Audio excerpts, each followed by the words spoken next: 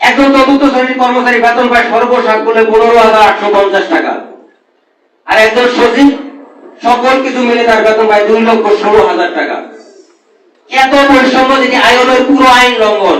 আইএলওর আইনে স্পষ্ট বলা আছে 1:4, অর্থাৎ 4 গুণ বেতন বৃদ্ধি হতে পারে। আমরা ধরে নিতে পারি একজন সচিব বিভিন্ন সুযোগ সুবিধা পেতে পারে, বেতন ভাতা পায়, আমাদের এই টাকা কোথায় খরচ করবো আমরা টাকা খুঁজে পাই না। তার পাশে একজন চতুর্থ শ্রেণী কর্মচারী, তিনি 3 বেলা খেতে পায় না। এই বৈষম্য বাংলাদেশে চলা উচিত নয়।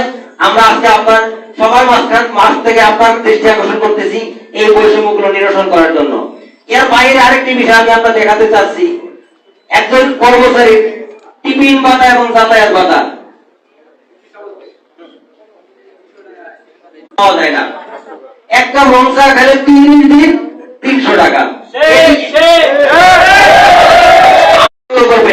আমাদের দেশের বর্তমানে একটি ক্রান্তিকাল যাচ্ছে, এটি আমরা স্বীকার করি, কিন্তু আমাদের বেশি কোনো প্রত্যাশা না।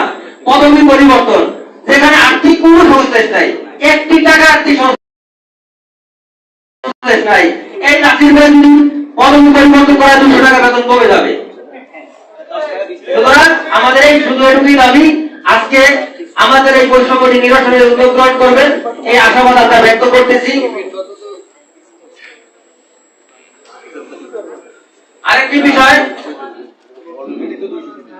আরেকটি বিষয় হলো 2015 সালে যে পে স্কেল দিয়েছে, সেই পে স্কেলটি ছিল বৈষম্যে ভরা।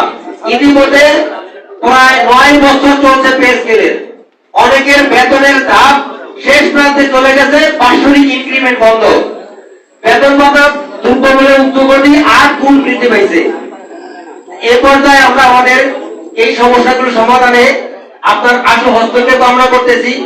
আপনারা কি মনে করেন আমাদের যে আজকের প্রধান অতিথি, তার কাছে আপনাদের দাবি কি এটাই তো মূল দাবি? আপনারা একবার হাত তুলে বলেন যে আমাদের এই দাবিটি বাস্তবায়ন। আমরা দাবি বাস্তবায়ন নিয়ে লক্ষ লক্ষ লোক জমায়েত করতে পারতাম। আমরা মনে করি বর্তমানে যে আমাদের সরকার আছে, আমরা তাদেরকে পর্যাপ্ত সুযোগ দিতে চাচ্ছি, দেশ সংস্কার দ্বারা ভূমিকা রাখুক। আমাদের বিশাল কোনো সমাবেশ করে আমরা পরিবেশ বিশৃঙ্খলা করবো না। আমরা বড় কর্মচারী, আমরা সরকারকে সার্বিক সহযোগিতা করব, কিন্তু আর শুধুমাত্র আমাদের এই সমস্যাটুকু নিরসনের উদ্যোগ গ্রহণ করবেন। আমরা আপাতত মনে করি বৈষম্যমুক্ত পে স্কেল এবং পদবি পরিবর্তন, এই সমস্যাটুকু সমাধান হলে আমাদের কর্মচারীদের 90% সমস্যা সমাধান করে আসবে।